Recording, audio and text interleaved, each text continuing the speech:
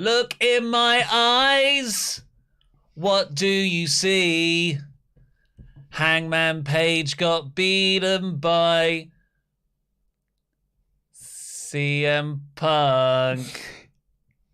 CM Punk's the new AEW World Champion. Yay! CM Punk to championship confirmed. I'm Ollie Davis. This is Luke Owen, DAD. Welcome to the AEW Double or Nothing 2022 review podcast. Please, if you haven't already, give us a subscribe. Press the thumbs up button. Give us a comment down below. And if you're watching live, get in those Omegachats to WrestleTalk.com/support. We'll read out every single one over $5 before the end of the show. And we've also got, you can actually check out our live reactions to Double or Nothing. You can watch it live what we thought of CM Punk winning the World Championship, our reactions to Roosh, Athena, Bivens, Stokely Hathaway, and like all of that stuff that happened on last night's show. It is linked to in the video description down below with timestamps, I believe. Though, if timestamps aren't there yet, they are in progress. Modern Mother is currently working on that at the moment, so you can go and see all of those key moments. That's linked to in the video description. Do we have the ability to watch? Because you know the subject of the big talking point, CM Punk is the champion. I am very much pro. You are sort of pro. Oh no. No. So I am. What's a good way to describe this, or like a good comparison to this? The word is butthurt. No, like I think this is great. Like I think it's awesome. I think CM Punk as world champion is a fascinating choice, particularly because of what happened in the match. I loved that main event. Loved the main event. And I loved the character work that both Punk and Page did. And I absolutely adored the finish to the match. The only reason we've actually gone for the title that we've got here is I was getting a sort of like, I put up on Twitter the whole like, you know, that main event ruled. And I got some people responding to me being like, nope. I mean, in fact, one person said to me, this is the time I'm going to stop watching AEW. Wow. I watched Dynamite, I watched Rampage, I watched Dark Elevation. This is going to make me stop watching. This to me is Goldberg winning the world title in WWE. This is a very WWE move. And then I had a lot of people being like, this is AEW pushing ex-WWE guys over their homegrown talent. And like, you kind of sort of look at the social reaction to this, and it was very mixed. Either people were like, well, this is quite exciting. CM Punk, what a redemption story for him. 7 years out of the wrestling business, he's come back. And within his first year back, he's world champion. And the other half of it, which is just like, lol, AEW, lol, CM Punk wins, lol, ex-WWE guys, this, that, and the other. Which is why I thought it was an interesting talking point as to whether or not, is this the right choice? Was it the right time to put the belt on Punk now? Or, as you had theorized, doing it at All Out in Chicago in the summer? I think the answer to that question really does rely, and I hate this, how it plays out. But should we see? I've got actually the production team. They're going to do some really cool picture-in-picture thing. We can watch the moment CM Punk won. We could have done this professionally because we've got the ability to do that up on the. And this is going to be professional. You looked at me and said, "Could we do this?" I was like, "We could have done if we'd have thought of it half an hour ago." Well, you know, let's see. Because I remember my reaction. Yeah. I'm up out my seat. Yes. And that was unbridled, uncontrolled joy. I don't know what your reaction was. So yeah, please. Production guys, can you put in the split screen? Ollie, people aren't going to be able to hear the audio. You're too far away. And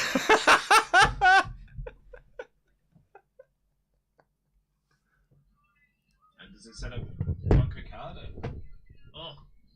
Well, that's it. Oh. That's it. Oh no. Oh, Ollie, press the back button. Press the directional button. The back button was so good. There's no timestamps. Page, what's happening to you? Okay, this is where he's struggling. Yeah. You know, if you use the directional arrows, that forwards it 5 seconds. He's... Let's do it. What are you going to do? Get him into it. He's sucking him into it. Here we go. Oh my god. GTS. Oh my GTS. god. Oh my god. Oh my god. Oh my god. 1, 2, 3.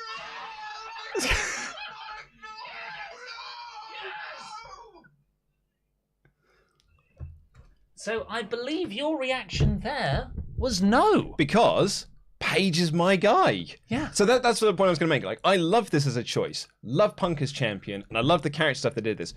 But I walked into this match, and I've been walking into this pay-per-view being like, Page is my champion. Page is my guy.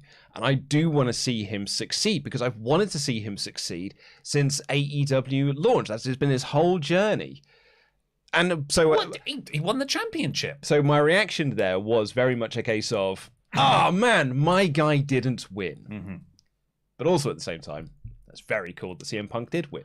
So the match itself went about 25 minutes. That good standard title match main event length. Mm-hmm. I'm quite glad we're past the days of minimum 45 minutes for the main event. Yeah. But this was... It was really good at the start. The intensity from both guys getting up in each other's faces. Remember that chop that Hangman Page did, like a whip down on Punk's chest? Yeah, because the first one he did was like that sort of like dull thud sound, which doesn't get over as much with a live crowd because it doesn't make the big loud sound. So he was just like, oh cool, I'll do an overhand one instead then, because that's guaranteed to be well louder. You can almost hear his hand go back like that. The middle part was, just fine, I thought. And the end bit really got to some high drama. Unfortunately, though, if I was to be hypercritical comparing it against other main events. Because you hate AEW. Because AEW has established such a high benchmark for wrestling for me. I think it's fair to judge AEW on AEW standards. Agreed. I don't think it's the strongest main event, but it's one of the strongest outcomes. The character work at the end of Page holding the championship belt, the referee's taken a bump. Is he going to use the championship belt on CM Punk, cheat to win? Because in his mind, maybe that's justified. Maybe Punk is such an existential threat to the company, he should go back on his morals to do that. And a visually interesting thing as well, using the symbol of the company to beat the guy you're trying to defend this company from. And Page decided no. He threw the title down. Because CM Punk was on his knees being like, don't hit me, I'm so weak, I'm so frail. But he didn't play, it just like, I am a tired man. He was like on his knees being like, don't hit me. No. But no, not. This wasn't Ric Flair heel begging off. It wasn't heel begging off. It was mind games. He was being like, don't hit me, I'm so frail. This is not the way to do things. In his head, like, because once he puts the belt down, I'm going to hit him with the GTS and I'm going to win. I think you're bringing your own baggage to that reading. You think? So what do you think CM Punk's actions there were? Where it was like, he didn't want to get hit by the belt. Perfectly understandable. I felt it was more Punk mind games. I think Punk suckered him in, which is what Punk was doing in the lead up to the match. That's what he's been doing in this feud, is suckering Page in to overreacting to something or underreacting to something and then taking advantage of that. And I think he did it on purpose to take advantage of Page. Well, whatever the intention was, he did take advantage. Page, the angel. Sorry. Luke is right. Ollie is wrong. Luke is totally right. The angel on his shoulder won out. Page put the belt down, but walked into a GTS.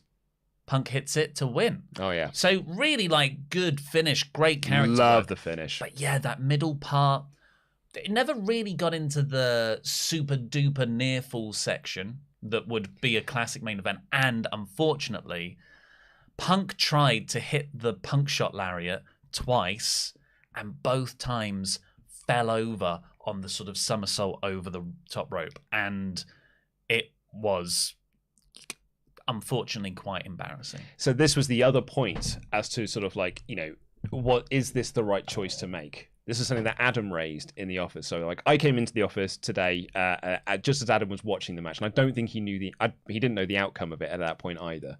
So I was there to sort of watch him and sort of watch his reaction to it as well. His reaction when it finished was essentially, it's quite embarrassing to watch Punk wrestle sometimes because of things like that. And I think the crowd was starting to turn on Punk in the match because I don't think he can go at that level that he is sort of projecting to be, the best in the world. And it's hard to claim you are the best in the world and you're the world champion when you are blowing spots like that. I do think that first one is fairly intentional, because he was never pass it off. He was never intended to hit it, because Page then goes him into the GTS, which he then escapes. But the second one, 100% Punk was able to get over and hit the same way that he did to John Silver. Punk even made a joke about this to the live crowd after the show went off the air. He was like celebrating with FTR and made the joke of like, please never let me do the buckshot lariat again. So that also brings up to that idea of like, in such a work rate based company, should we be putting our top title on someone who maybe isn't as strong in ring as some of the other talent? I disagree, and here's why. Look at Punk's body of work since he's come to AEW. Look at the variety of matches as well. The match against Dax, the match against Eddie, the match against Darby, the match against the 2 matches against MJF. The just absolute ragdoll selling through the Wardlow match. Punk is one of the best wrestlers in the world working today, and he never has been, an acrobat. Look at his top rope elbow drop. Just don't do those moves. Yeah. If you just take that part of it out and emphasize Punk's strengths, of which he has many and is exceptional at, then that's fine. And I also completely disagree with the argument that Punk cannot go in ring, because I think there is so much to the contrary that he can go in the ring. I think it's similar to when... I think psychologically he's untouchable. So much better than what he was, and he was already great. Absolutely. I think untouchable. I think it's similar to did the Dynamite review last week with the blown spots finish between Britt Baker and Tony Storm, and people were using that to be like, you see, this is why you shouldn't be focusing. Like, this is why you shouldn't be crowing for so much women's wrestling on AEW, because they're constantly blowing spots. And I was like, well, yeah, if you highlight one blown spot out of 10 matches, then yeah, you can say that's why you shouldn't do it. But if you ignore the other 9 matches where there are no blown spots, then you're sort of missing the bigger picture here. And I think to just say like, well, Punk blew one buckshot lariat does not mean he is does not mean he is a bad wrestler. Definitely not. But it did prevent the match from like being a classic. I think Punk hated the fact that he blew that spot as well. You've got to hate that. And I agree. Like, it stops it from being that classic match. Because if they'd have got that spot right of Page kicking out the Punk shot lariat, Punk kicking out of the Goda S, I think it would have been like amazing stuff. Not one of the greatest AEW main events ever, but certainly like in conversation for top 5 or so. Oh, really? And so I was trying to think of how many pay-per-view main events have we had? So it's been like, what, 10 or so?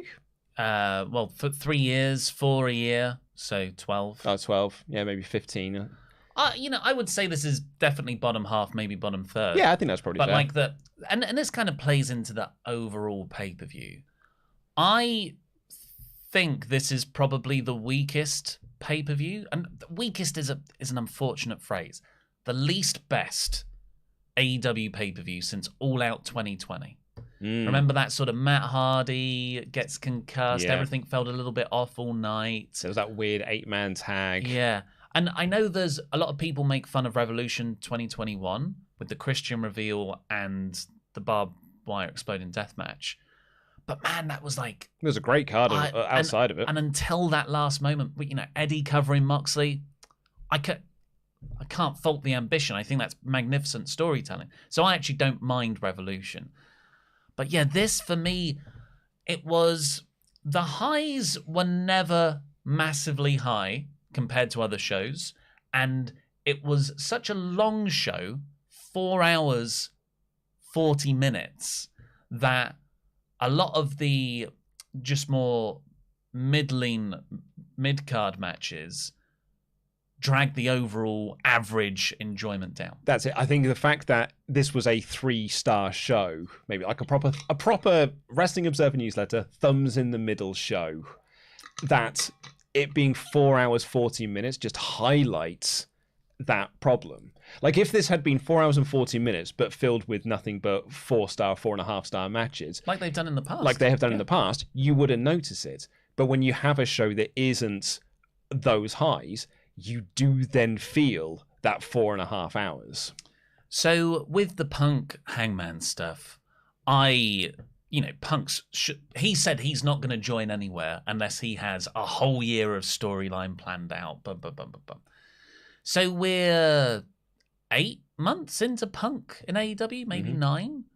So what is like, if you're going to judge whether Punk is the guy to put the belt on now, I definitely think yes, because you kind of want your biggest star as the champion. That makes most sense. This means that the belt will be featured more on TV. It will have better storylines.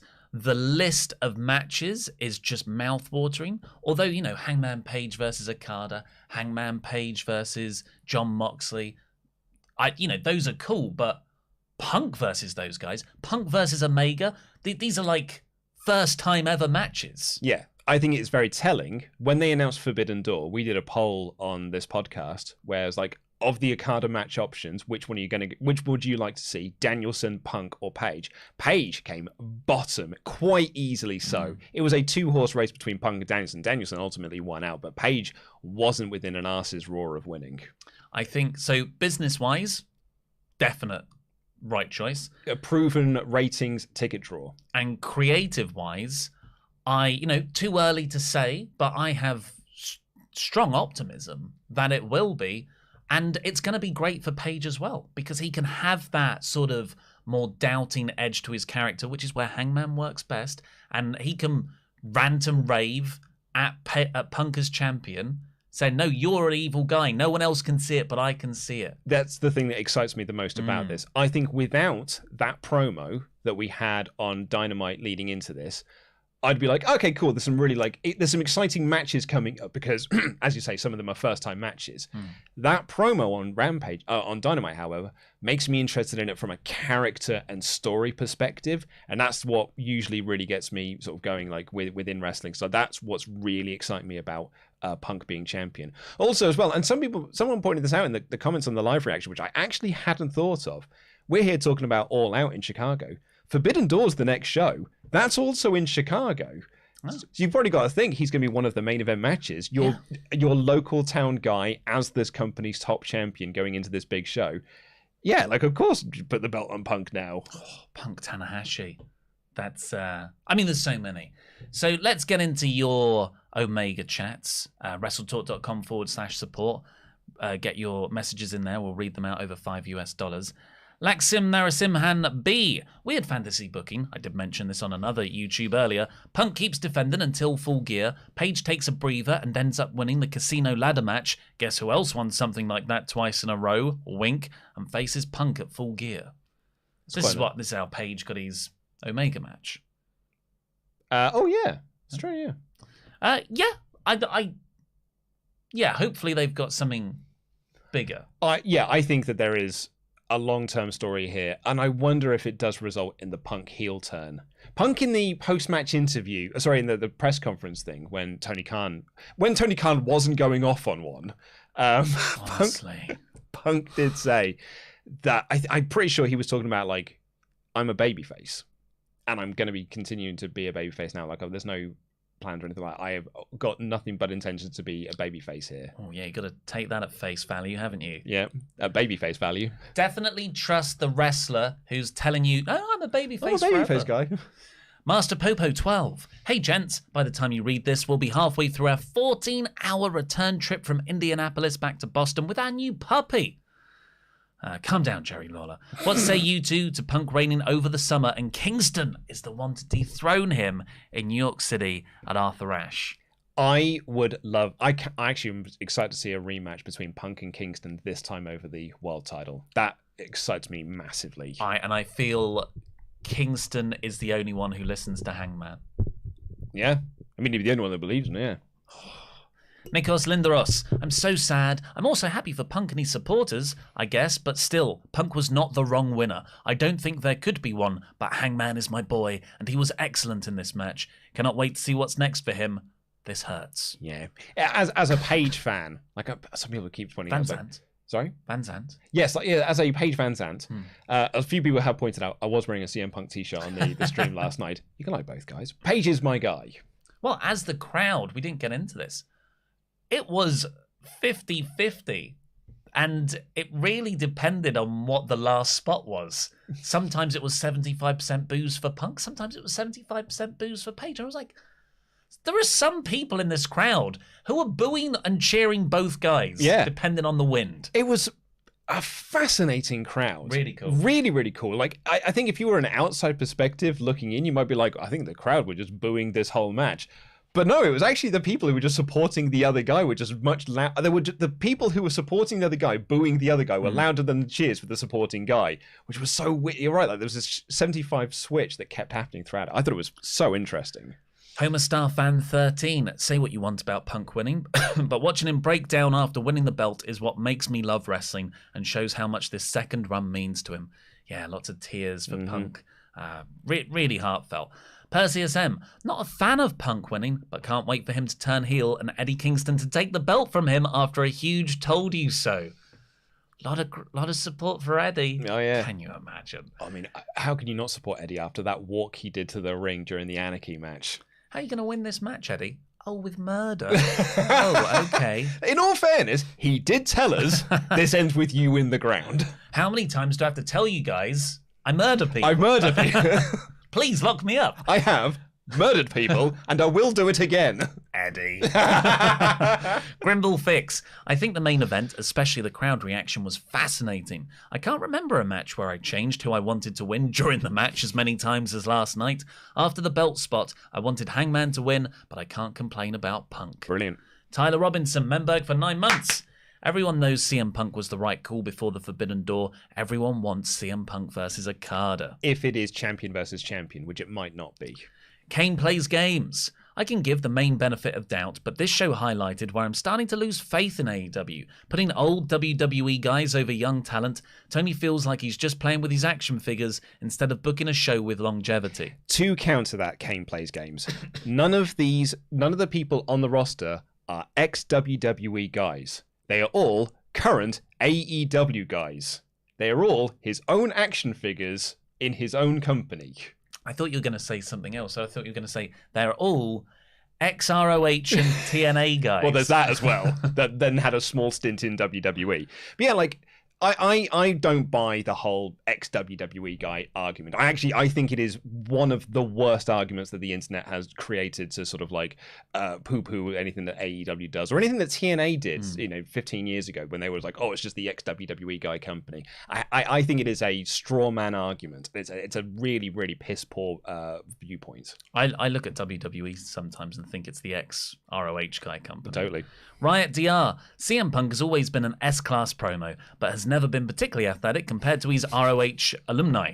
He still provides some of the best matches I've ever seen, so I look forward to Punk's reign. By the way, flips over the ropes aren't easy. Oh, 100%. Yeah, I'm not trying them. No. Bad boy Dino. I really thought Punk was going to hit Page with a low blow after he put the belt down, but hey, he's back at the top of the world. But the real question is, when Billy Gunn scissors Bowens while he was sleeping, is that considered sexual assault? No, because I think it's consensual. Yeah, because they're all like... Yeah, it's their symbol. In an ideal world, everyone would have been conscious, though, for that. That one guy I know said, I would love to see Eddie Kingston take the title off CM Punk. The third person? Not one person yet has talked about Page getting the belt back. Well, actually, no, one person talked about Page getting the belt back, but it's more in favor of Eddie being the guy. Noah Fortner, to me, this isn't Goldberg winning the title. Punk is there pretty much every week. I think it was the right choice because when he won, I jumped out of my seat and screamed so loud, I woke up and scared the hell out of my dog. Yeah, I mean, I think to compare against Goldberg, I feel kind of bad for the person who because a few people dogged on him afterwards because dogpiled on him. Because he's there every week on TV. He's had 11 matches on TV this year. He's a regular fixture of AEW. He is not a part-timer. And really, he's not that old. Yeah, compared to WWE's average age. How old is he? Like in his early 40s? 44? I don't know. Yeah, let's have a look. See how old I feel like he is. AJ Styles is older than him, and AJ's 45. Yeah, he's 43. Yeah, he's not that old. That's a practical call-up in WWE. Meng. I think, is he younger than Damian Priest? No. Damian Priest is like late 30s, 38, I think. Meng. I think they might be the same. Oh, he's 39, so they're not too far off. Meng. I don't think we should judge Punk solely on the work rate when he can bring so much storytelling in and out of the match. Page and Punk has no prior history, but look how much crowd invest in the match. What's next for Punk is what we should be asking now. It's a good question. Well, it's Forbidden Door, whatever Forbidden Door is. And finally for now, Danny, do you think Punk could get a good match out of a wrestler with a lower work rate than him, like Page, Omega, etc. can? Wrestled John Cena a lot and got 5-star matches out of him. Yeah. Well, Punk is like, he's a character story guy. And it's not, but that's not to say that in-ring wrestling isn't phenomenal. It's just the moves aren't spectacular. Yeah. They're actually pretty, basic by AEW standards.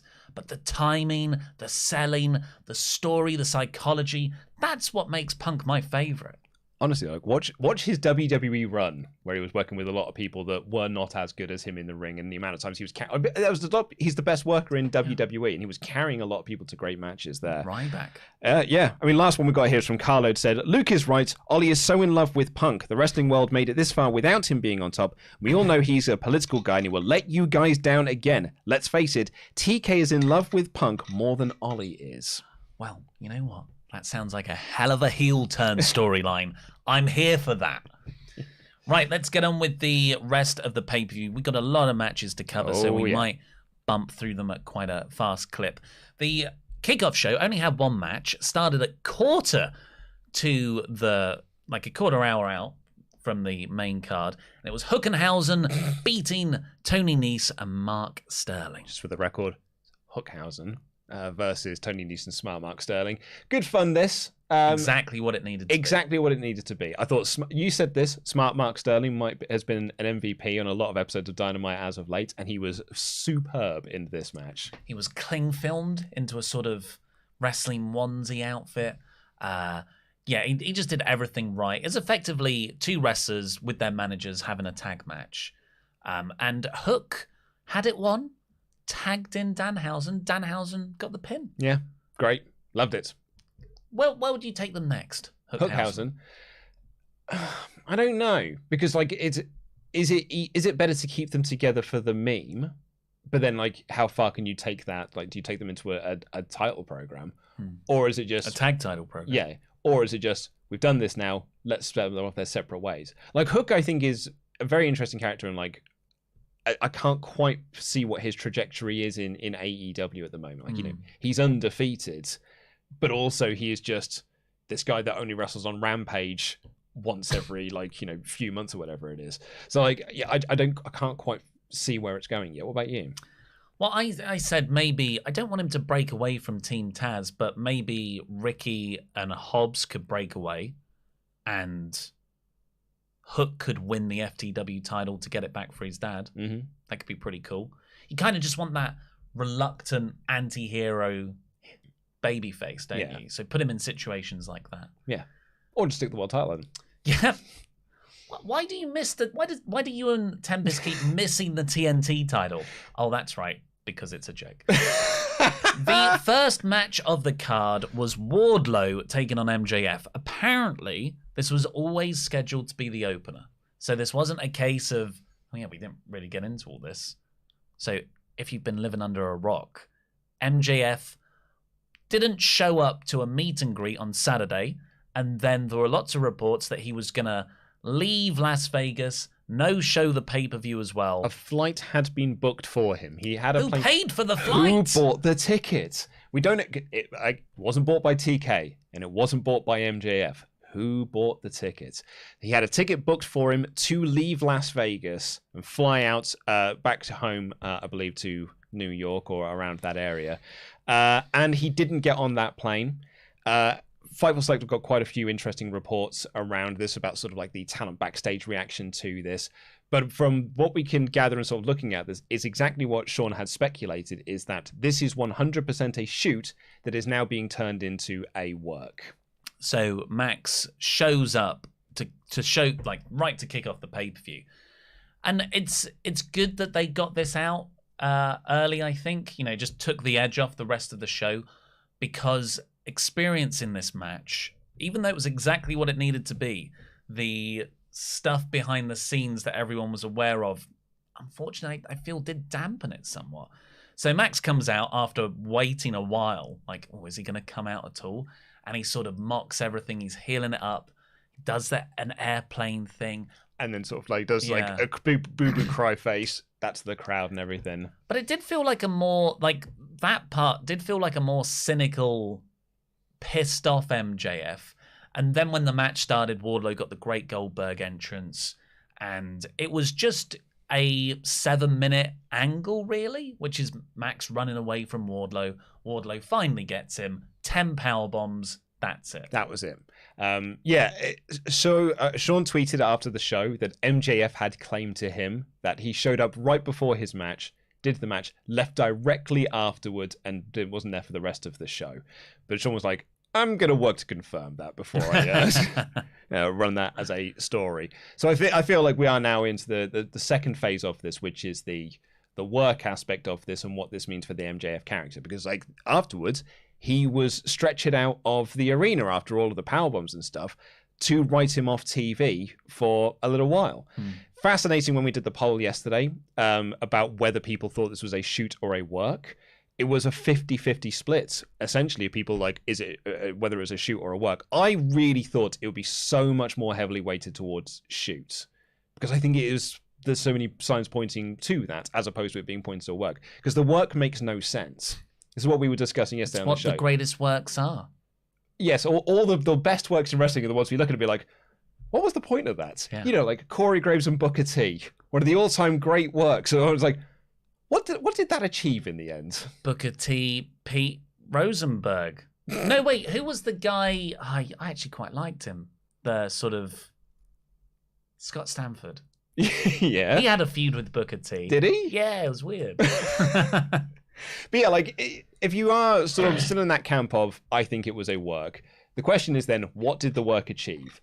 And as you mentioned earlier, and I think a few people would agree with this, it actually took away from the match. Because there was so much drama, rumor, and innuendo surrounding it that I really do think it dampened the Wardlow win and eventual signing. I've been trying to think about why that is.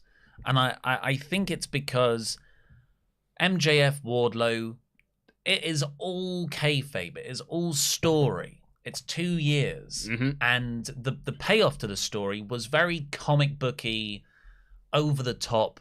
Babyface gets 100% revenge. It's a cartoon, but a cartoon I love to watch and is one of my favorite storylines in AEW.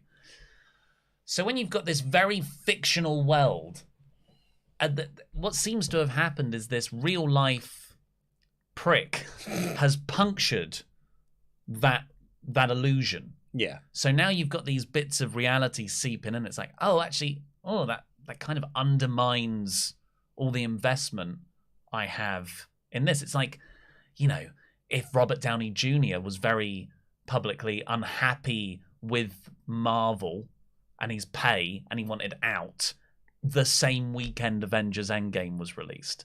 And you're watching, you know, a scene that happens. You're like, yeah, but there were money issues behind the scenes. Yeah. It does take you out the story. So yeah, it's really unfortunate.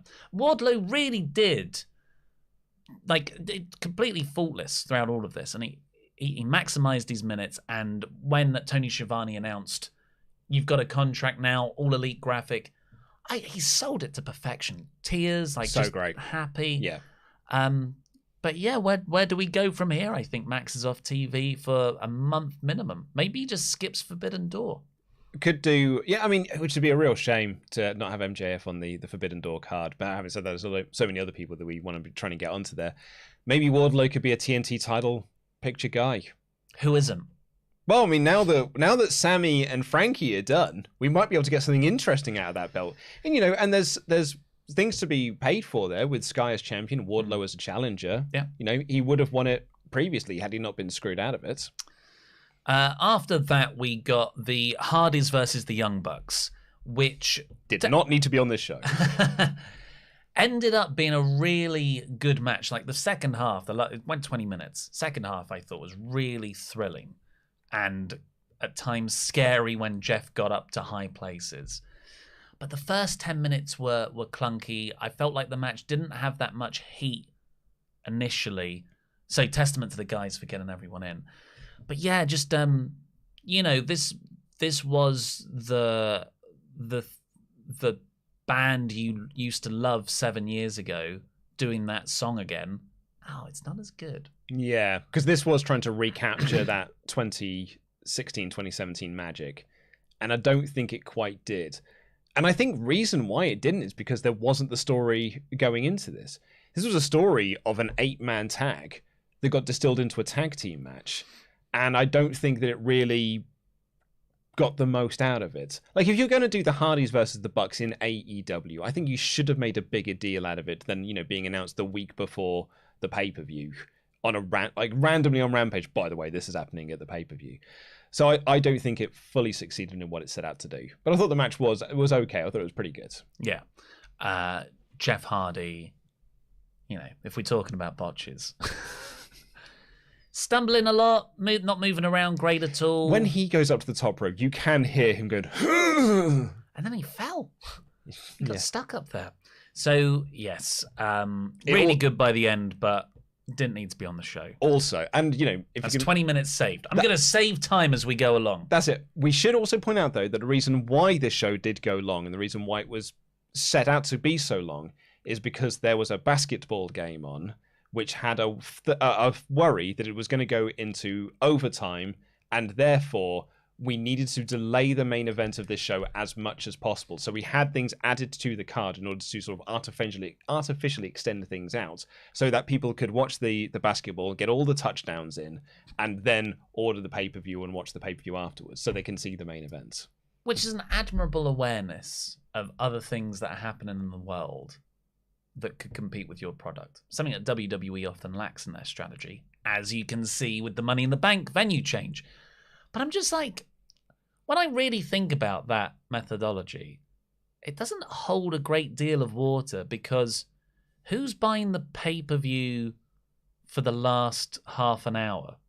Who's dropping $50 at the end of the NBA game to watch that? Well, I mean, in the boxing world, do people not just buy boxing pay-per-views for the final fight? Yeah, and there's lots of like prelim matches beforehand. I don't really know boxing much, but I'm pretty sure that's the case, right? Yeah. Generally, you just watch the main event. Same for UFC. Well, you watch the whole thing, but most people care about the main event. But I'd say UFC is a bit more spread on the card, and I'd say wrestling is more than that in terms of interest.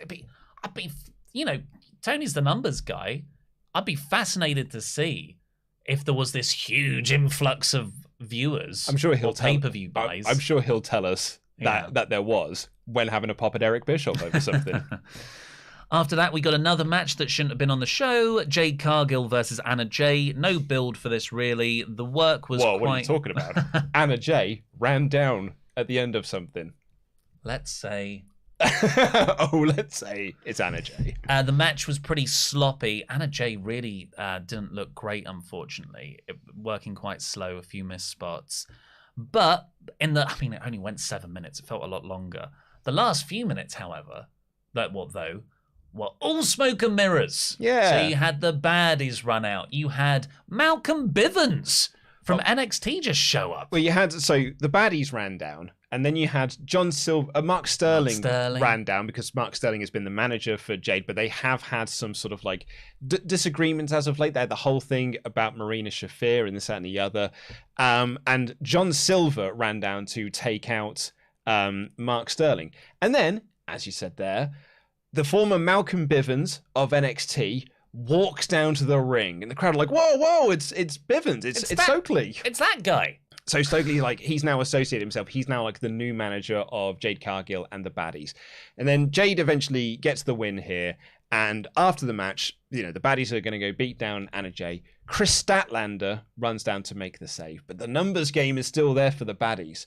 So who should make her AEW debut to even up the numbers? But the former Ember Moon in WWE, Athena on the independent scene. Is she like officially signed with the company? I'm going to assume so. I'll have a quick check on that. I haven't actually seen a graphic or anything. Yeah. Which is great. Love Ember Moon / Athena. Unfortunately, it's not. She has got her graphic, yeah. It's not something I feel myself getting massively excited about. And that's not a slide at her at all. It's because I don't get excited for women debuting in AEW as part of babyface assortments. You know, Chris Statlander is now in another group of babyfaces. Why are you together? Oh, because we're good guys. We're fighting against the bad guys, fighting against a common evil. That's a fairly well-trodden road. Yeah, and I would be fine with that if I hadn't seen it a bunch of times, specifically with Chris Statlander already. And with, you know, as we've seen with Toni Storm and other AEW women's debuts, it's like if an NXT call-up happens in the WWE main roster. How can you get excited by it? Do you remember that episode when Ciampa, Gargano, Black and Ricochet all got called up and everyone was really excited, but you were the lone voice being like, I think we should all temper our expectations on this one. Let's not be blown away by all the pyro and ballyhoo around this, because NXT call-ups have got a very bad track record. And I think it's the same thing here with women in AEW. Athena will have a match on Dynamite. She may then have a match on Rampage in 2 weeks' time, and then we probably won't see her again for a few months. Or she'll probably have a bunch of matches on Dark and Dark Elevation. Like Toni Storm and Ruby Soho before her. Yep.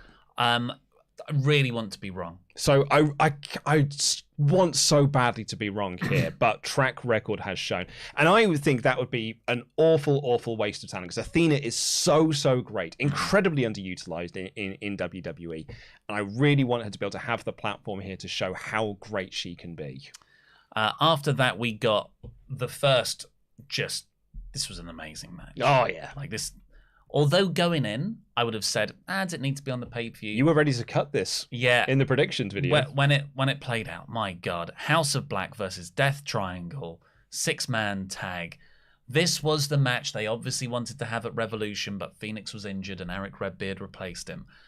So you got all of these spots they presumably had in their back pocket for months, just multiple stare-offs. Anything you can do, I can do better. Brody King, mostly flipping onto the apron. He got some of it.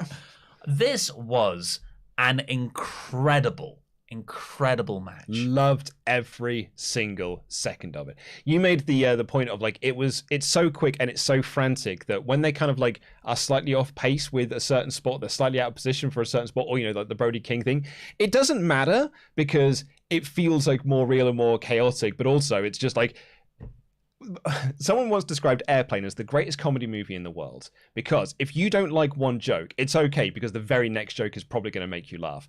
That's what this match was. Sure, they didn't get that spot right, but the next spot was absolutely spectacular, and the one after that was also spectacular. Oh, that one didn't quite work, but it's okay because they've got another spot not 3 seconds later that's spectacular. Loud and fleshy. Yeah. The finish was weirdly Alex Abrahantes distracted the referee. Pac low-blowed Malachi Black. The crowd booed that. We went a little bit further, and then I think Pac is about to win. With the black arrow. Lights cut out. Lights come back up. Finally, Julia Hart is there in sort of full emo mode, and she missed Pac. Malachi Black gets the win. So yeah, House of Black has Julia Hart as a member now. Fine. Clearly, this was supposed to have happened in February. Yes. This was going to be the match they had in February, and the spot they had in February, and the ending of this they had in February. Only Phoenix was out, so they just delayed it for a little bit, and it made the story go a little bit too long. A little bit. In my GM mode, they'd have said this feud has cooled off. But yeah, finally, Julia Hart's done the big reveal. She looks awesome in the group as well, because the group had this wicked group face paint thing that they were doing. They look really, really awesome as a unit. Curious to see where it goes. I think probably nowhere. But having said that, cool little addition to the faction. Yeah, House of Black, they've been stuck in this Death Triangle mix for a while. Both factions, they really deserve something big, because I think Malachi Black is someone you could just go, boom, he's facing CM Punk, and everyone would be okay with that. Yep, 100%. Boom, he's going to win the TNT title. Boom, House of Black are going to win the tag team titles. Everyone would just be like, yeah, sure. That's how over they are. This company has got the most incredible TNT scene that they are not using. Yes. After that, we got the first of our 2 Owen Hart Foundation tournament finals. Adam Cole beat Samoa Joe in bit of a... I've seen better matches from both guys on Dynamite. It's a mid-card match on a pay-per-view. Like, yeah, I agree with you. I mean, we said during the live reactions, the emotional high point of this tournament was Dax versus Cole, which was like the first real match of the tournament. And Cole going all the way through, Cole winning here, beating Samoa Joe relatively clean as well. I mean, there was some Bobby Fish interference. But yeah, Cole made sense because Britt was going to win. So there was only one cup, so I guess you had to have the power couple win this. The match, I think everyone thought this was going to be the big sort of like show stealer match. And I don't think it was that match in the end. The women's match was much better. Not that Cole Joe was bad. It was just like, by pay-per-view standards. A 3.5-star match. Maybe 3 3/4. But Baker and Soho's benefit was these fantastic entrances that just woke up the crowd, and they were really into the first third of the match. Lad from Fizzy did Britt Baker's entrance, and then Rancid did the big full Ruby Soho song. So funny watching the live reaction to it. People was like, they sound terrible. I was like, no, they sound like Rancid. Like, this is how punk music sounds, and it's amazing. It was one of those matches again, though, that never really got into that final gear, I would say. I liked this match more than you did. Yeah. And it was better than the men's match, but it was still, not really even approaching 4 stars, I would say. No, I wouldn't say. And, this is the final of a massive tournament that's been going on for 2 months, really. So Baker won clean, thankfully. I've seen a lot of people be annoyed that Baker won because Baker wins, LOL, people are turning against her. I guess I kind of expected it more, so I didn't mind. I really didn't think Baker was winning this tournament. I should have seen it coming. As you mentioned, the power couple dynamic of this. But also, I really thought they were telling the story of Ruby Soho getting her revenge for the Arthur Ashe show, particularly because she lost that match due to all of the outside interference screwing her out of the match. So then Britt Baker just winning clean here really just cements like, no, Ruby's just a bit pants. Yeah. And she wouldn't have won anyway. Brian Alvarez said that because he was there live, when Adam Cole left and they didn't present him with the belt, he was like, oh, so Baker's winning. Apparently it was like we didn't tweak that, did we? But a few people, I was like, oh, that's actually quite an awkward bit of staging. You've made that quite obvious. I mean, I suppose, but also they had then Martha Hart. Well, this was one of the highlights of the whole show. Yeah, so after the Baker's match, there had, the little podium had been set up with the 2 title belts that they now hold and the Owen Hart Cup trophy. And TK brings out Martha Hart. And Martha Hart does an Oscars speech, essentially. A corporate gathering speech where you are sort of handing out awards for, like, best window cleaning company in the Norfolk Broads.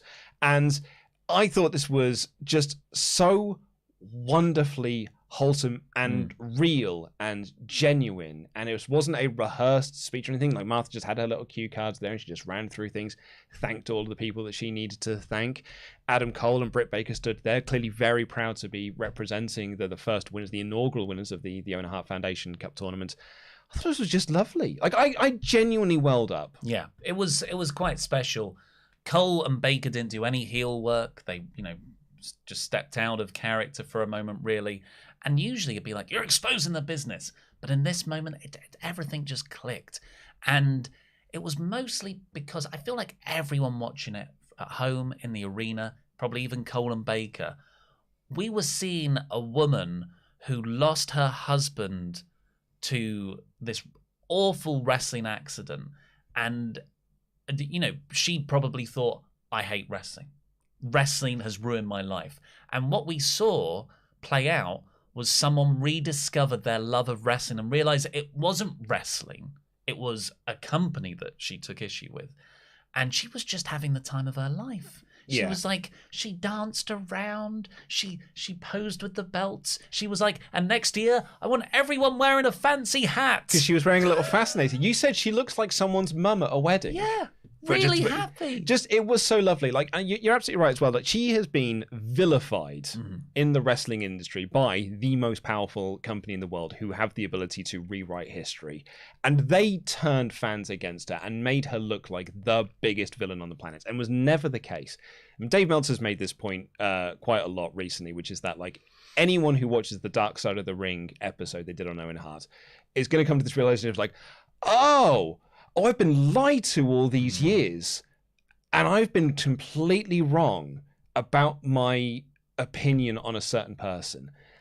And I think that's a tremendously wonderful story, and this was an excellent little moment to kind of cap that off.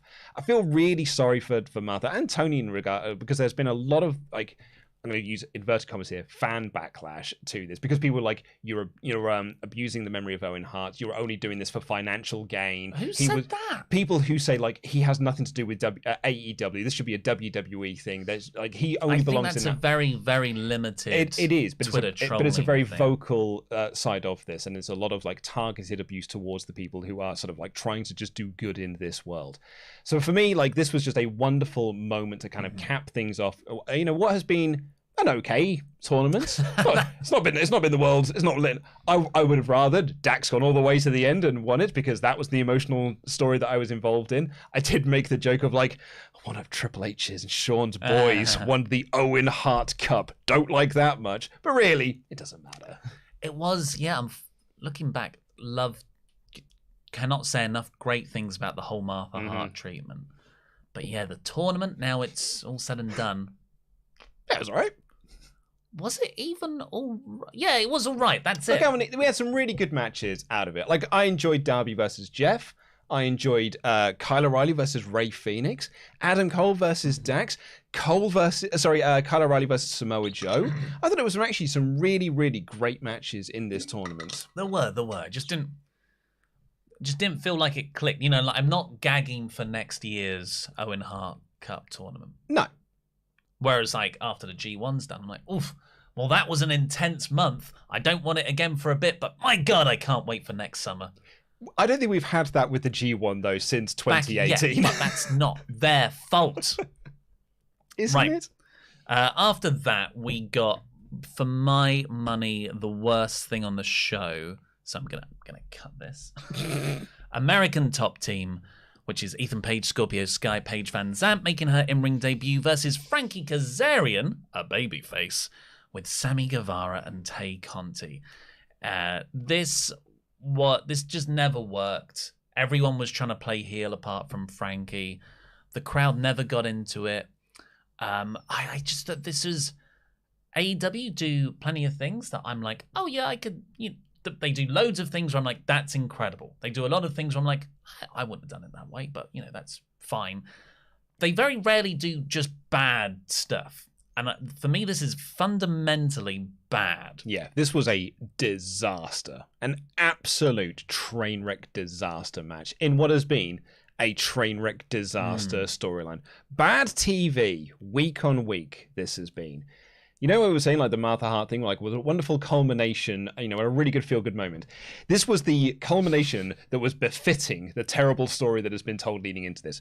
This was all really, really awful, and I'm glad that it's done and over. Because the stipulation of this match was, if America Top Team win, then Frankie and Sammy cannot challenge for the TNT title while Scorpio is champion.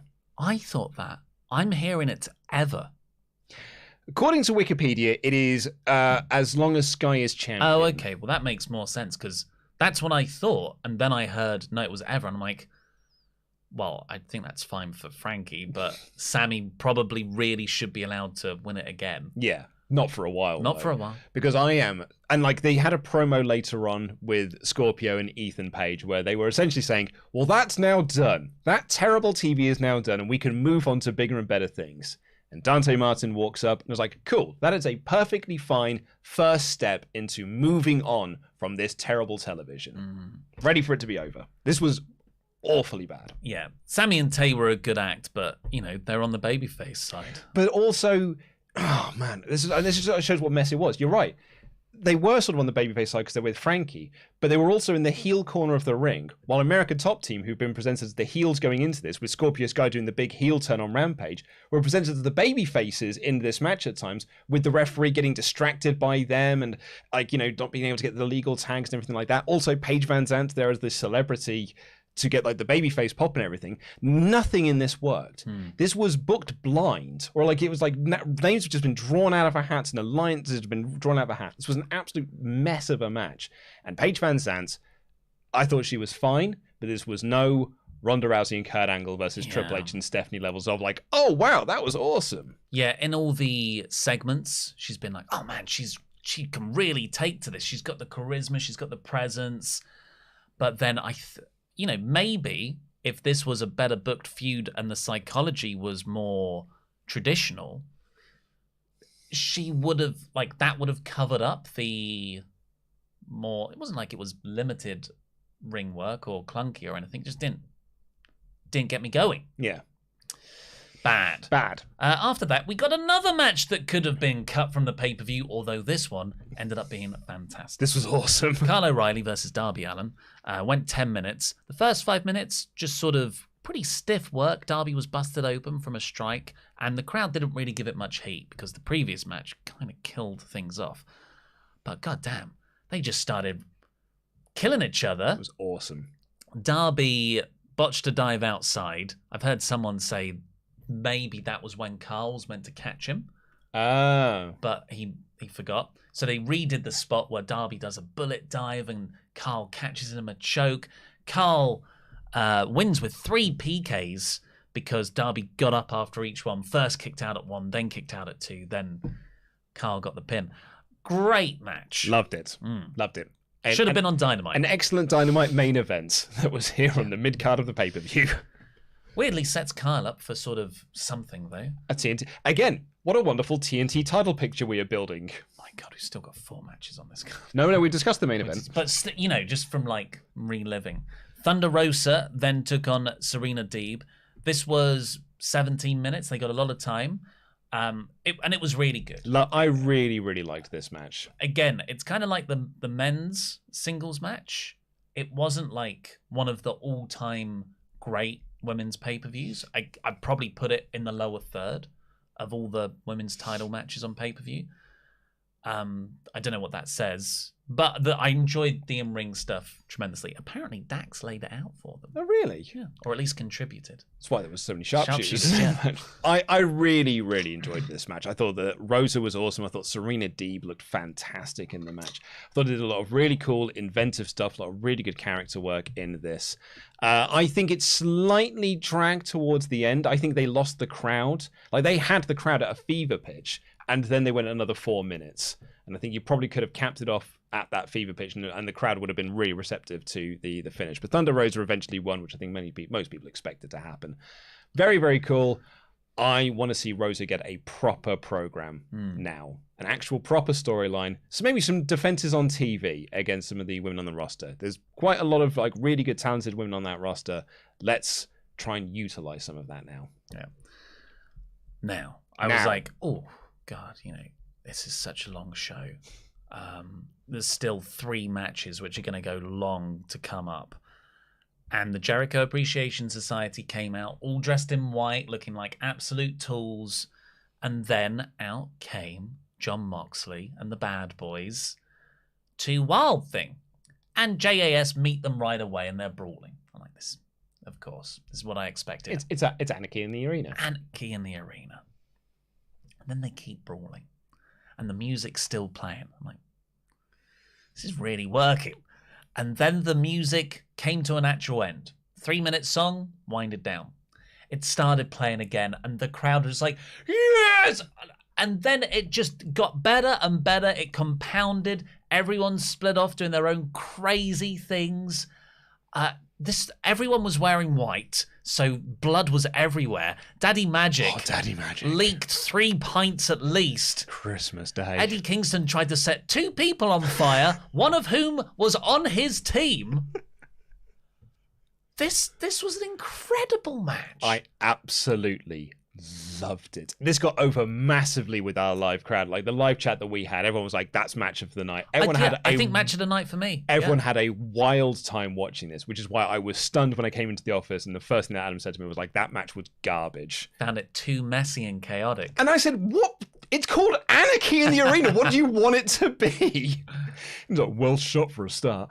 They missed half the spots. It's Anarchy. Yeah, Like, I don't mind it. I thought they pitched it so perfectly. And, like, I loved all of the brawling around ringside. I loved all of the madness. Like, and it kept cutting to various different things. And it made you be like, oh, yeah, they're also in this match. What's Danny Garcia up to? Where's Jake Hager gone? And it's just brawling all over the place and this and that. And then finally, it kind of, like, it boils down to a few people just in the ring area. And they'd taken the top rope off of the ring because it's a wild brawl and this big fight. And it's Jericho and Hager doing some stuff with Moxley and Danielson, you know, Blackpool Combat Club, the pro wrestlers versus the sports entertainers. And somewhere in the back, Eddie Kingston and Danny Garcia had brawled into a freight elevator and were never seen again, as the commentary pointed out. And then all of a sudden, Eddie Kingston walks out from the back like a zombie, like something out of Night of the Living Dead, carrying a gas canister. And he walks down to the ring, just sort of like there's a wild look in his eyes, while Danielson has the label lock on Chris Jericho, and he just starts pouring petrol on them. and Danielson gets up and is like, oh, what's all this? And Eddie Kingston just grabs a lighter, and Danielson smells like, what are you doing? And he's like, I want to murder this man. And you. And you. A little bit. Because I don't like you either. I just see you as collateral damage, you dirty vegan. I bet Kingston was walking down that ramp and was like, brilliant. 2 birds with 1 stone. I can kill Jericho and I can kill Danielson If too. only Punk was there at the same time, this would be perfect for me. Happy days. Incredible scenes. Kingston was fought off and Danielson was kind of isolated after that. And in the end, Jericho and Hager, using the turnbuckle, made Danielson pass out. Yeah. But yeah, like I said, I don't mind JAS winning because their opponents were 2 factions brought together, factions which had a lot of tension. Moxie was caught between Danielson and Kingston here. They had this match won, and Kingston, crucially, it was Kingston that cost them this match because of his blind hatred for Chris Jericho. Kingston cost them the match because he tried to kill 2 people. And you know what? Like, I can see why Danielson would not like that. Yeah, I mean, do you know what? You could always see 2 sides to every argument. I can see Danielson's side on that. I can put myself in his shoes. I don't think I'd want to be murdered while I'm trying to do a wrestling hold either. Just fantastic. I loved it. I want to get artwork made of Eddie walking down the ramp. Blood on his face. Like everyone looked like a zombie by the end. Oh, it was just amazing. Like they'd been through debris. Yeah. This was a really great execution, because they said Anarchy in the arena. To be honest, I think that sounds lame. But then after the match, it's kind of like Stadium Stampede. Like, holy moly. This is hopefully a year occurrence now. Fantastic stuff. I absolutely adored it. And I'm excited to see where this breaks off in its various storylines, because like it's a match that sets up multiple different actions. Someone made the point of like, and we haven't brought this up here yet, when Kingston tries to murder Chris Jericho and Bryan Danielson, who's the person that breaks up the fight between the 2 of them? It's Jon Moxley. Jon Moxley, Eddie Kingston's best friend in the whole world. Jon Moxley, Bryan Danielson's tag team partner, caught in the middle between these 2 warring. Like, what does this mean for the Blackpool Combat Club? What does this mean for Eddie and LAX? Like, are we going to get a 6-man tag once Wheeler Yuta is back? Like, I'm just so excited to see what this comes from here. Also, Kingston has not murdered Chris Jericho, so there's some unfinished business that he has. There's still more to get from this, and I cannot wait for more of it. Really, yeah. Standout thing on the pay-per-view, unless you're Adam Blumpier, in which you're a spoiled sport. Steve Mason, Dawn of the Dead-y. Eddie. Yes. And finally, we'll cover the tag team title 3-way because we've already talked about the main event. Jurassic Express took on Keith Lee, Swerve Strickland, and Team Taz. Everyone was really good in this match. I'd say Swerve and Lee were the standouts for me. And Ricky Starks. But then Team Taz after that, Ricky Starks walking the ropes. So charismatic. I didn't know this.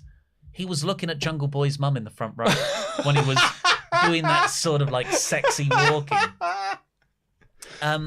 But much like the build and much like their entire reign, Jurassic Express felt like third wheels again. And as great as that, this was a really, really good 15-minute plus match. yet everyone is pretty down on it, us included, because of the result. Yeah, so we were all going into this hoping that we were going to see Swerve and the Glory win, and I think they should have won. And they had the greatest near fall in this match. But in the end, it was Jungle Boy picking up the win with the Jurassic Express off Luchasaurus pinning Swerve Strickland as well, one of the most over guys in this match. Crucially, though, like storyline-wise, Christian Cage made the save for Jurassic Express twice in the match. So really, Christian Cage won this match because the story going in is that Jungle Boy has been losing a lot as of late. And which is why I thought they were going to be losing the tag belts here, and that was going to further the split with Christian. But it was Christian that actually won the match for them in the end there then. So there is an interesting story to come out of this. It's just that I think I would have much rather Lee and Swerve win pinning Jurassic Express and having that be the dissension between them and Christian. Yeah, it's an interesting story, but I also wanted the more interesting story by now. The Christian seeds for a heel turn and turn on Jungle Boy have been planted for a long time. And I feel like this was the moment. Yeah. And they didn't take the moment in two ways. First, that heel turn and switching the tag belts. And Jurassic Express, I'm concerned, might get Britt Bakered in that I can already feel a lot of fans just through the feedback I see being like, oh, Jurassic Express again. Yeah. Which is crazy to think. But it doesn't help that, we wouldn't have had that reaction to them if they'd have had a great story. But this is the second pay-per-view on a bounce where they have been a tag team defending their titles in someone else's feud. Yeah. Because this has been a feud between Lee and Strickland against Team Taz, and then Jurassic Express are also there. And at Revolution, it was a feud between Red Dragon and the Young Bucks, and Jurassic Express were also just there. And they're the team that keeps winning. And I think that's what's going to turn people against them. It's bad storytelling, and it's bad character development for them. And it's a shame because people were so into Lee and Swerve.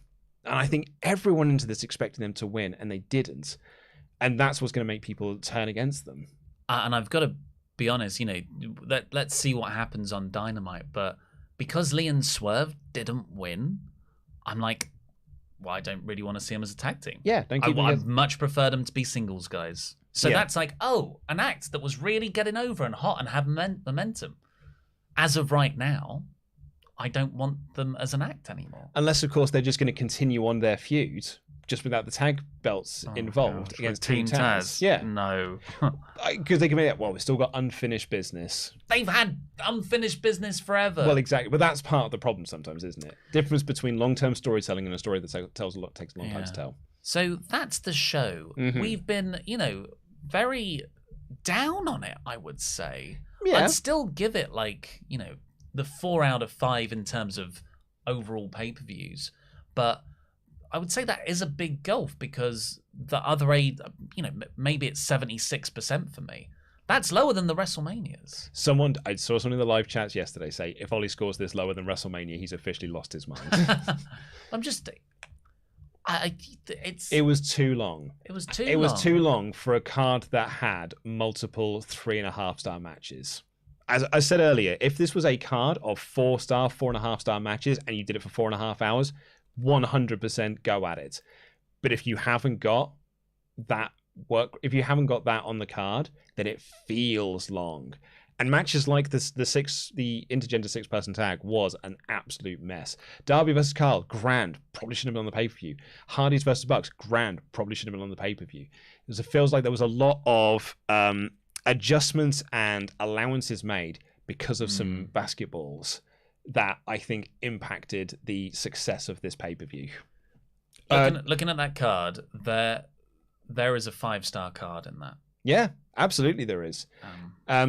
Looking at the community poll that we posted up, so we've had nearly 6,000 votes on this, and 52% thought this was a 4 out of 5 great per-view, 29% thinking it was a 5 out of 5 show, 14% thinking it was thumbs in the middle. So definitely lower skewing than usual. Usually AEW pay-per-views got they're like 70% 5 out of 5. Yeah, easily so.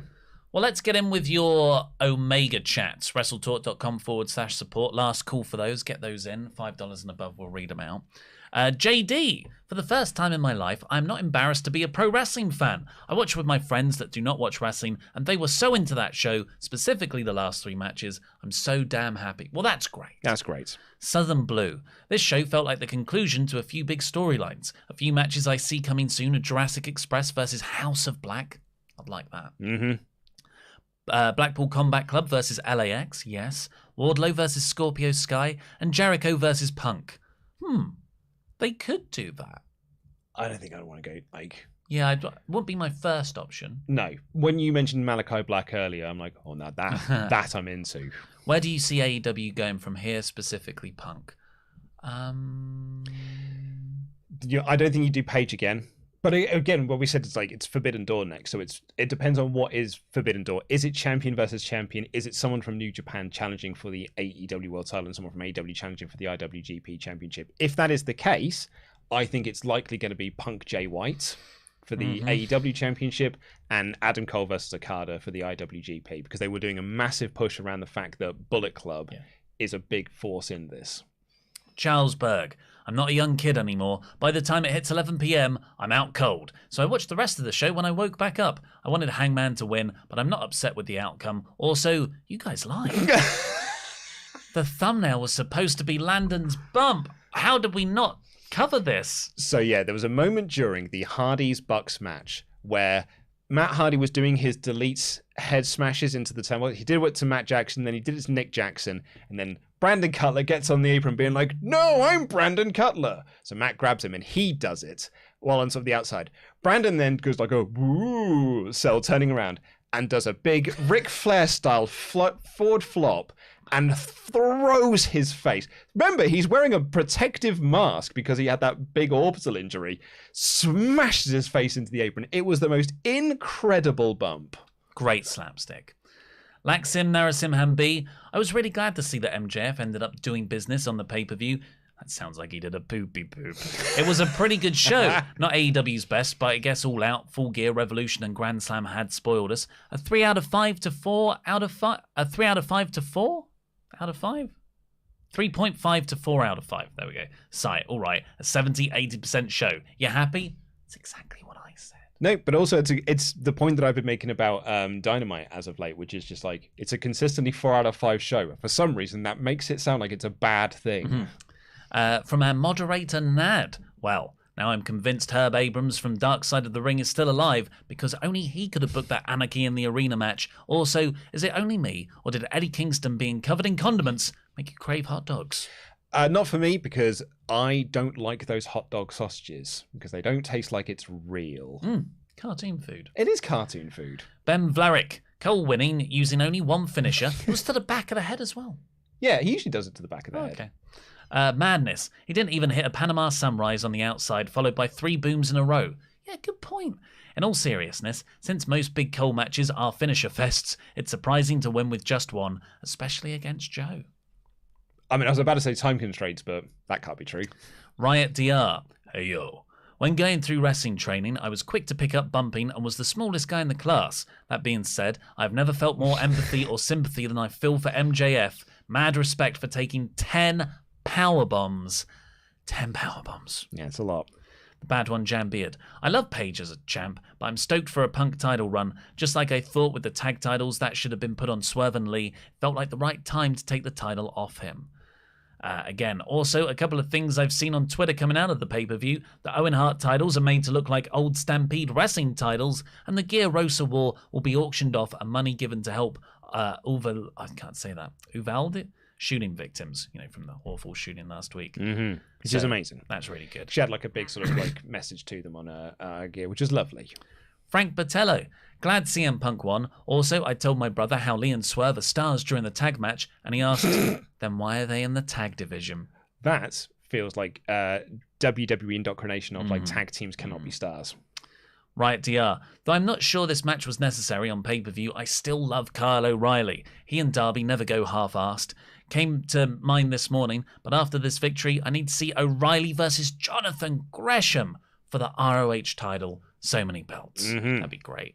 Nick Corvello. Hey guys, I'm glad you enjoyed the show immensely overall. I enjoyed it for the most part. In my 3rd theatre experience, though this one was much less enjoyable because the one I was in this time was a WWE biased crowd for sure who were cheering for only for the ex-WWE talent and booing AEW originals with a few exceptions, cheering Britt Baker, Thunder Rosa and the Lucha Bros.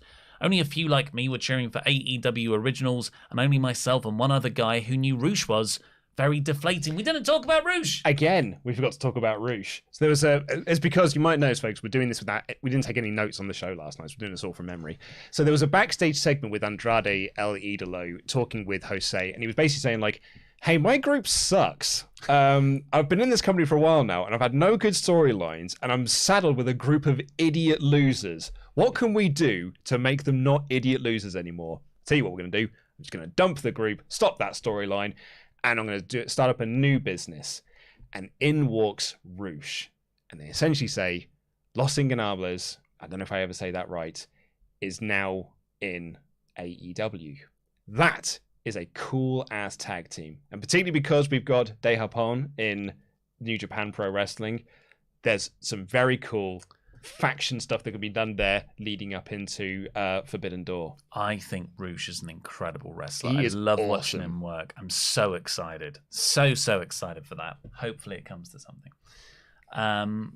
Steve Atkin. I feel so bad for Chris Statlander. First she debuts her new character on Dark, then gets eliminated from the Owen by Soho, who didn't even win the thing, and now after it looked as though she would be positioned as the next TBS challenger, it seems Stat's been superseded by Athena for that. Ever the bridesmaid, never the bride. Such a shame for the most talented in AEW. Add in the title run of Rosa, and the poor treatment of Shida shows TK's disrespect to most of his women's division. I agree with some of that. I don't think I agree with all of it. Omar Josui. Hot take, but I didn't feel like MJF got buried. Who thinks that? No, it's just he was squashed, but it was supposed to be a squash match. Yeah, it somehow feels like he's lost nothing. Yeah, always. The story was it was designed to be a squash match. The story that's been building to this is not to have a 20-minute story. It was to have Wardlow go out there, powerbomb him a bunch, and win. This is, what we're saying with Jerry Lawler, Michael Cole, WrestleMania. That story should have just been, boom, pile driver, and he wins. Bret Hart with Vince McMahon.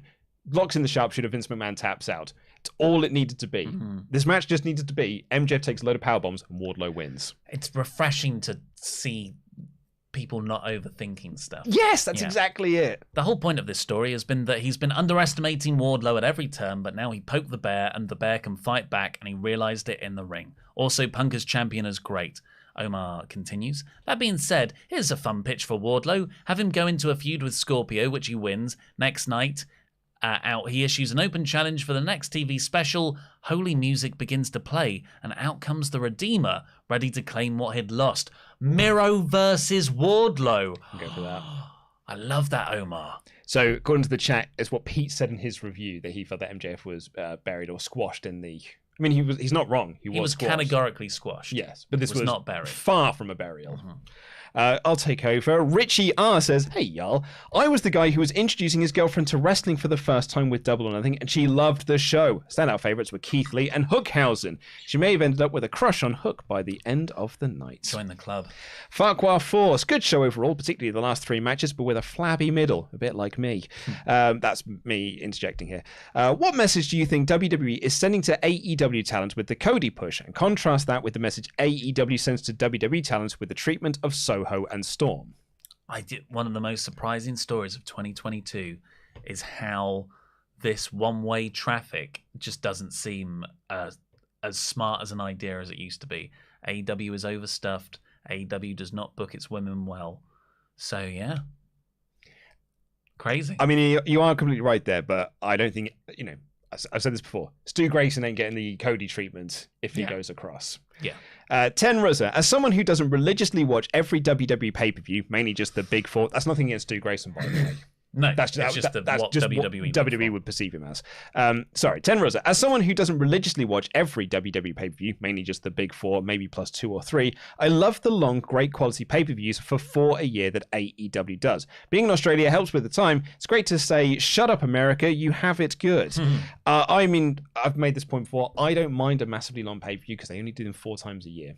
This is every month, that'd be a problem. But it's a quarterly thing, so I don't mind it. But this was at 4 hours, 40 minutes, because of some basketballs. It was too long. Batman films come out every 3 years. Still think 3 hours was too long. Carl MacIver. They come out every more than 3 years. Yeah. Warner Brothers have only got one successful property. It's like, oh, what do we do? I'll make another Batman movie. Carl MacIver. I like Wardlow, but I'm in the minority of let's just spam the one move. It was funny with Cena versus Lesnar in 2015. Jeff Hardy looked not right from the start. Punk winning rules. It's wrestling. Just like what you like, don't be a dick. 4 out of 5 show. Time wasn't an issue. Matt Carney, in regard to the MJF situation, I feel like Tony should now use his dark side, focus away from the well-being of the wrestlers, and move towards maintaining the stability and integrity of a company. Although Vince is a lizard, he is also a long-surviving one. There probably does need to be a... I mean, we're seeing the house clearing of AEW with those OG contracts not being renewed.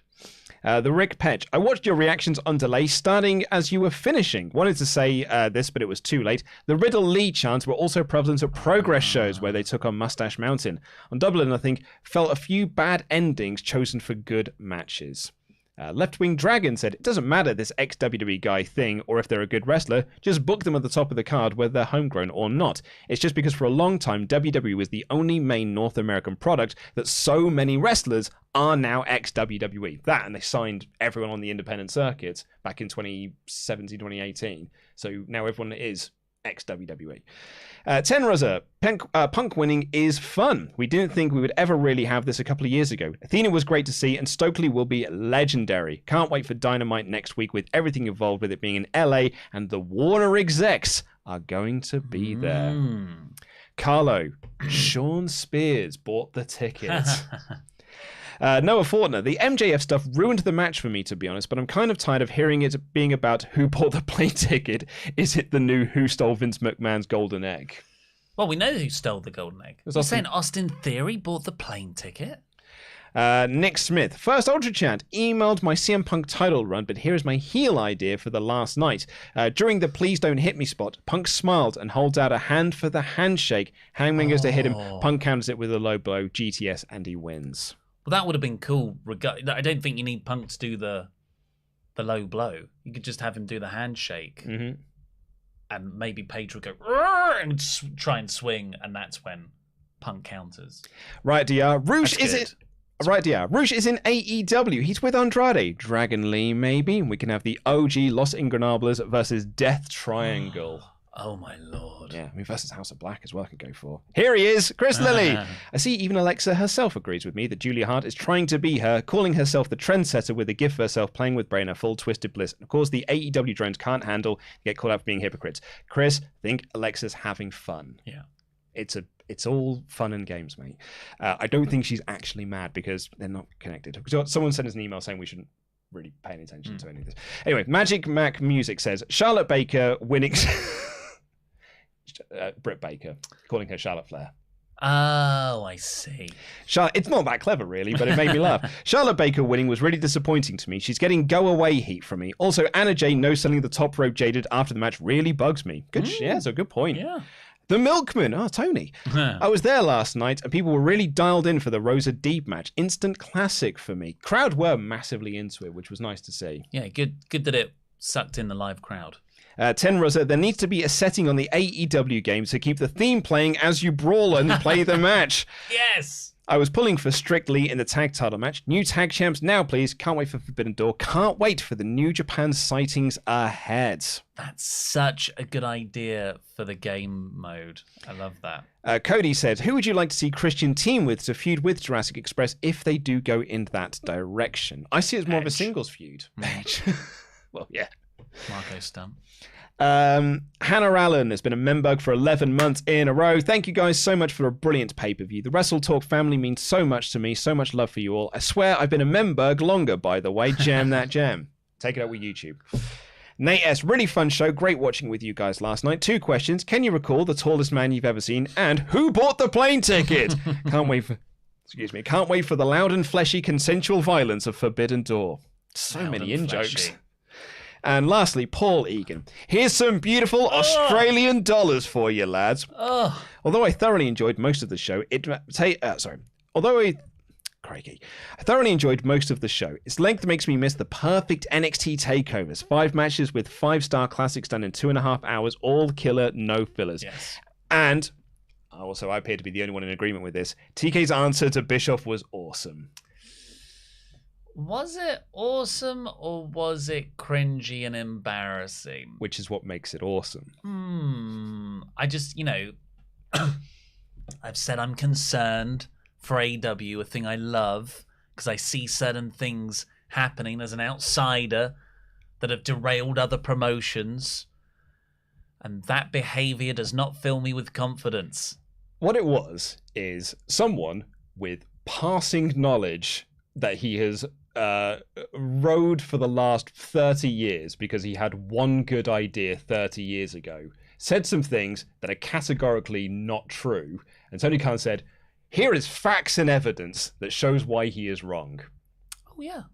Only, it's just the fact that he'd had probably a cup of coffee before he'd gone out to do the interview, and then just kept on going and going and going and here's another reason why he's wrong, and here's another reason why he is wrong. And every other word was the F word. Well, yeah. I mean, I totally get it, though, because if you're Tony Khan and you've got this person being like, he's making so many bad business decisions for X, Y, and Z, and Tony Khan's like, you're an idiot, mate, because look at all the money that we're making these decisions that you're saying are apparently wrong. Yeah. You're gonna be annoyed at that. Oh, yeah. But I would hope that you could rise above and not address it in such a sort of rambly way. You'd hope so as well, but this is the wrestling industry, and it's the thing that it sort of grinds against me with Tony's online, Twitter online conduct as well. Like I don't think it's good. Yeah, I mean, he is very good at winding up people on Twitter. Like that post he did on Friday where he was talking about having dinner with Dana White and in the process of that also promoting Rampage was just like so beautifully constructed to wind a certain group of people up. I think sometimes that's a bit fun. There's also times where I'm like, I wouldn't have said the big swole stuff. I think you were massively wrong there. Yeah, I just think overall it's a mistake to sort of give the things even the light of day. Yeah, I think his answer was right. His manner was terrible, and it was too much like Double or Nothing, too long and a bit bloated in the middle. Speaking of too long. It's an hour and a half into the show now. We're going to bring it to a close, but thank you very much to everyone who's joined us here right now and everyone who joined us with the live reactions yesterday. What have we got coming up this week, Luke? So tomorrow it is the Raw review, looking at the go-home show before Hell in a Cell. And then on Wednesday, Adam and Sullivan Bo Brown will be doing their Hell in a Cell predictions ahead of the live reactions this weekend. Thursday, myself and Ollie Davis will be reviewing Dynamite, or the fallout from Double or Nothing. The Team Danuke show returns on Friday without me. Pete will be doing it with Denise Salcedo, who is returning to the show. And then on Saturday, Pete and I think Tempest will be reviewing SmackDown and Rampage, and then it is Hell in a Cell on Sunday, live reactions with Adam and Sullivan. We've got another pay-per-view week. Jam that jam. Jam that jam.